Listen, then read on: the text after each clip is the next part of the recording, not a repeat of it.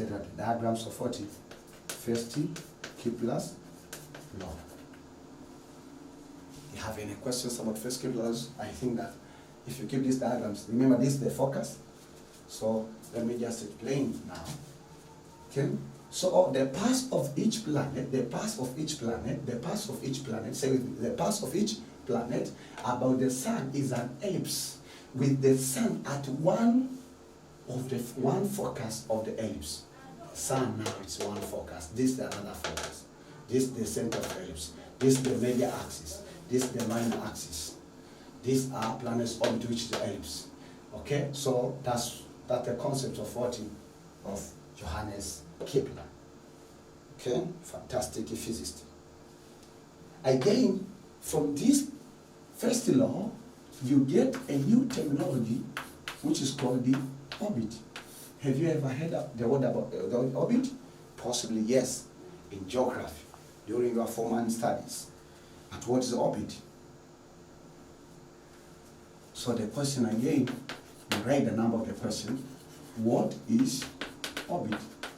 Why do I forget? Because sometimes I used to compose questions when I'm teaching, which are not in my notes. What is orbit? Or what is an orbit?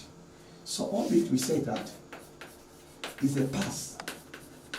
Is a path taken by the, so this is the path taken by the planets.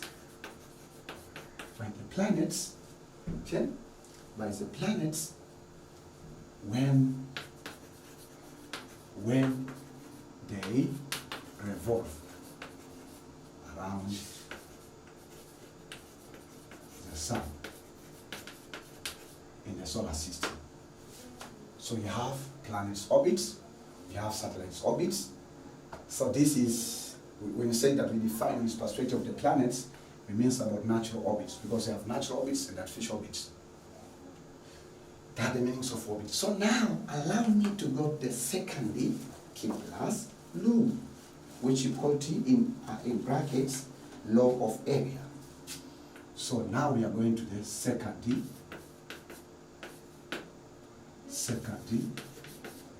Kepler's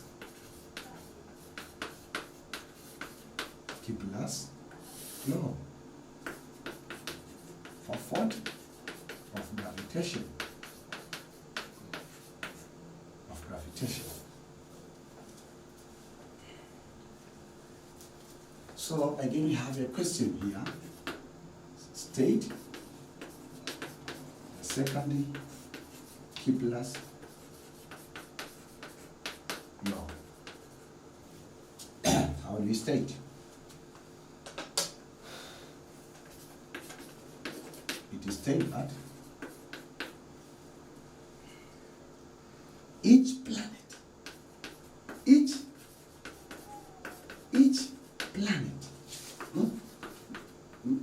planet, not if some planets, no. Each planet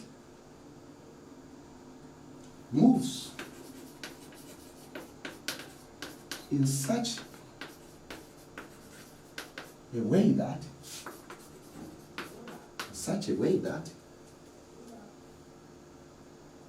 the imaginary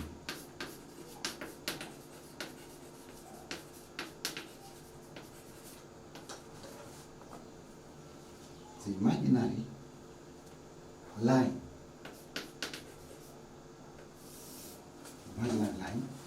don't turn a line, just want to show that this is the keyword, imaginary line, joining it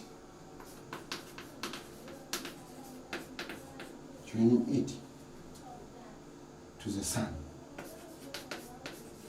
So imaginary line, this is imaginary line, joining it, imaginary line, joining it to the sun.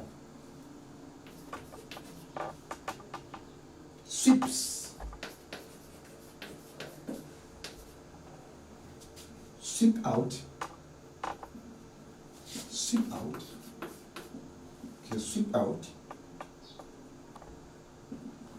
equal area in equal terms. in equal times, in equal period of times. Sweeps out equal area in equal period of time. So in equal times or period of time. And equal is called the period because it's periodic motion. In equal period of 40 of time.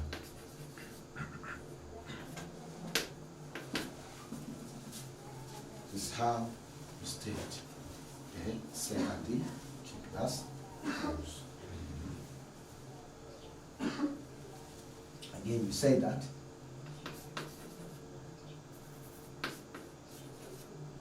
secondly, Kepler's law is also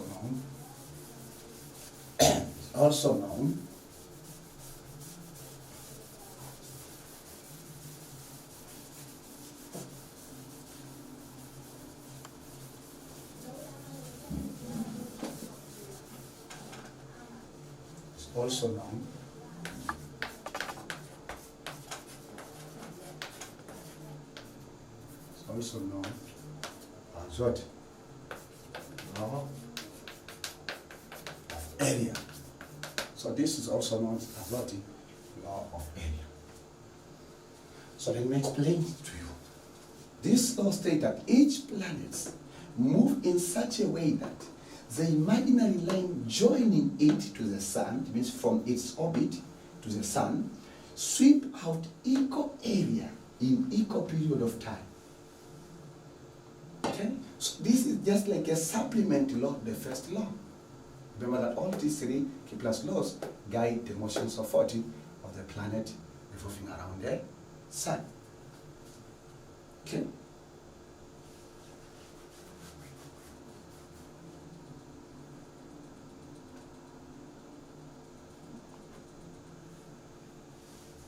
So before I give you a sketch or a diagrams that guide this Kepler's law, we say that I have few details concerning about one. About this, we say that secondly, Kepler's law show that the momentum, okay, the momentum of the planet, angular momentum of the planets revolves around the sun. Around the sun is constant, or in other way we call it is conservative. So the second Kepler's law showed that the momentum of the planets revolve around the sun is conserved. You see? We are very interested in physics about the concept of momentum.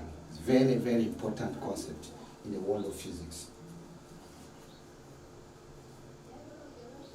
Again, according to his research, he said that the planets move or evolve, move faster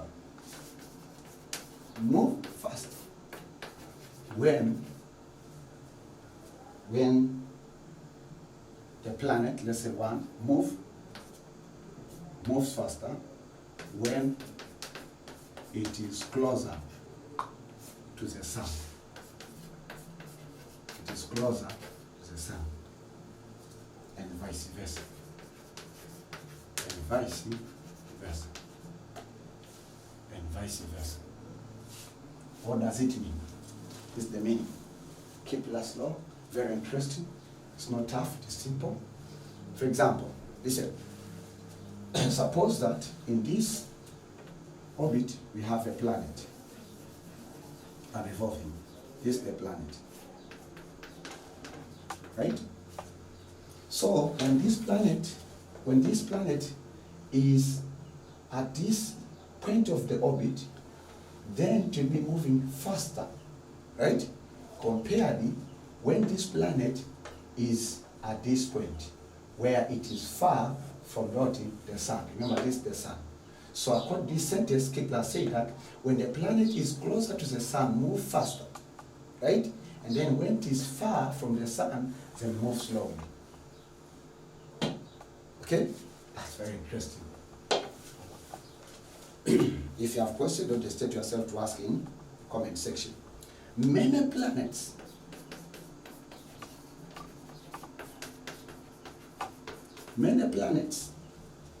describe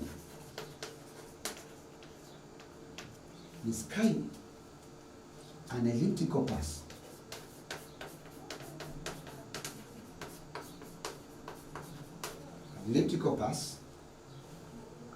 Except, so we had the exception, excepting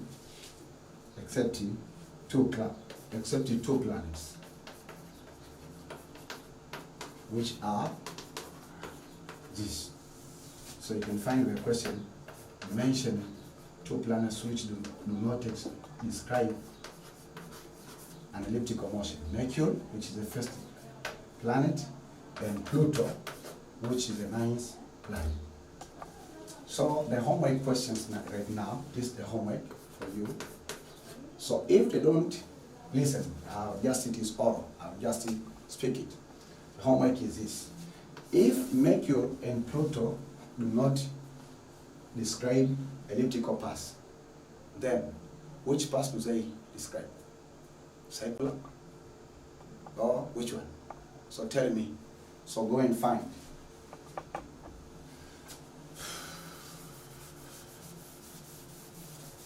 So then now, I want to show you Kepler's findings in his research on the law of area. Okay? Law of area. So the sketch is just like this. Suppose that we have one ellipse, elliptical path or orbit of the planet.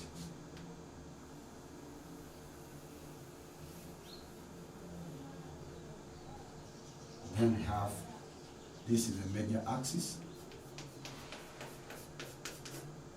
this is the minor axis, as I told you. Okay, minor axis. And here we have the sun at one of its focus. So this I can label this the sun, this is orbit. Then this is major and minor axis. And remember that this point A and B, this is one of the focus. And also this A also is another focus where the sun used to be. So listen carefully. Now we come to these explanations about the speed of the planet. Suppose the planet is revolving around the sun at 2 points. This is point A, this is point B. When it is closer. Listen, suppose that we want to, it means that when Kepler studied the motions of the planet, a certain planet, let's say Venus or the Earth, right? Between the 2 points from A to B, when the Earth planet is near to the sun, right? Then that this is the sun. Then what he found means that this planet will be sweeping this area, right? Sweeping this area. So then, according to secondly, Kepler's law state that each planet move in such a way that the imaginary line, so here we can draw it in the imaginary line, right? Joining it to the sun, it means from the orbit to the sun, right? The imaginary line joining it to the sun sweeps out equal area. So this is the one of imaginary line, and then suppose again here we have another imaginary line from the orbit of the planet to the sun, right? So then here we have an area. So this is the area, right? And this area we can label it area P. Okay, so this is in case when the planet is closer to the sun. Again, the second stat that this man of God has did, right? Again, he studied the same planet in the same orbit when the planet is farthest from what? Is farthest from the sun. Suppose that at these 2 points. This is point C, this is point D. So the second Kepler's law said that each planet moves in such a way that the imaginary line from joining this point to the sun. Where the sun? The sun is here, right? And then we have another imaginary line. Where the sun? The sun again is here. So here again we have another area, right? Which has been swept out. And this area we can call area Q. Then what did he find? Okay? It means that he sweeps out equal area in equal period of time. What does it mean? Listen carefully. Because now we are coming to a very important point. We say that according to this secondary Newton law, right? We say that change in area, for example, we say that change in area P over change in its time, the time taken by the planet from A to B, right? This is constant. First of all, it will be equal to the change of area Q, right? Area Q, which is, when we say area P, we mean that the area AB, right? And we say about Q, it means this is CD over change in what? In time, right? From AB, this is time from AB, this is time from CD. And this is constant. Say constant. What does it mean? The ratio of area covered by the planet from point A to point B to the time taken from A to B will be equal to the ratio of the area covered from C to D by the same planet divided by time taken from point T to, it means that for the planet to revolve from point C to point D. And these areas, as long as we find them along the world orbit, you will find that they have equal value. So what does it mean? We mean that now area of P of what? Over time. This is equal to area Q of what? Over time. So this is what mathematical equation that Kepler has introduced in the second law. Okay? You enjoy it? Yeah. For me, I enjoy to teach this secret. I think even yourself, you enjoy to learn it. And I believe that up to this moment, if you join me from the beginnings of this lecture 1 up to now, I believe that you are enjoying the beauty of mechanics, physics. Then that's all about the secondary Kepler's law. I believe that you've understood. In case you have questions, don't hesitate yourself to ask in the comment section. Right? Now we are going to 5.3. We can say just this is just like numbering. Don't worry. They should concentrate on the concept. We say that the SEDI Kepler's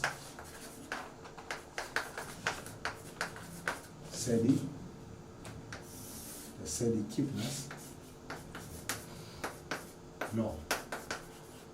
law of gravitation.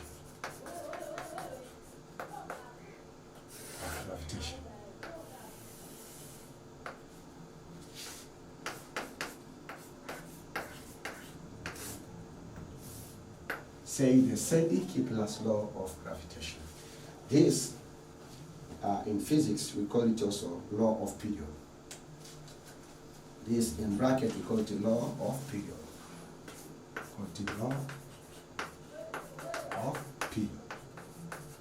What does it mean? What does it mean?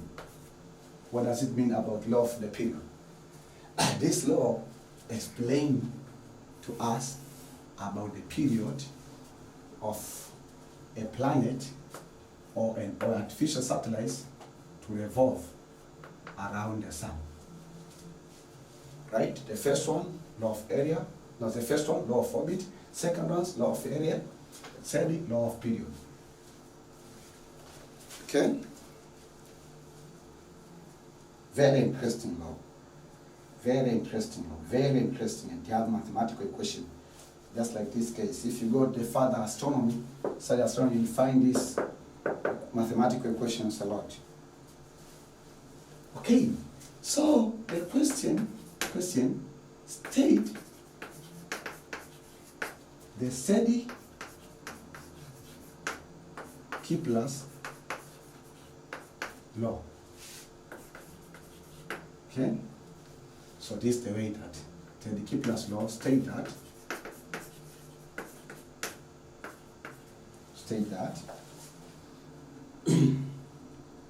the square of period,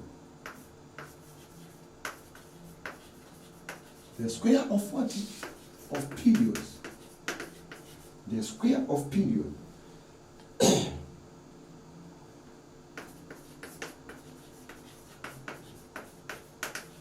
of revolution of the planets.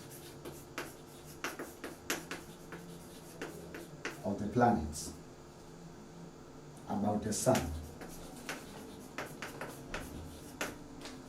the sun. Okay, but the sun is directly proportional. It's directly proportional to the cube, to the cubes of the year. Mean distances from it.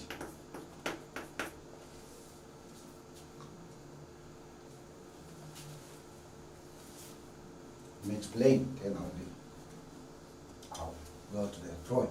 Listen, the square, steady Kepler's law state that, or the law period, the square of the periods of revolution of the planets about the sun, the first sentence, is directly proportional to the cubes of the year mean distances from it. So the key word here, the square of periods, of what? Revolution, not rotation, not linear motion. Revolutions of what? Of planets.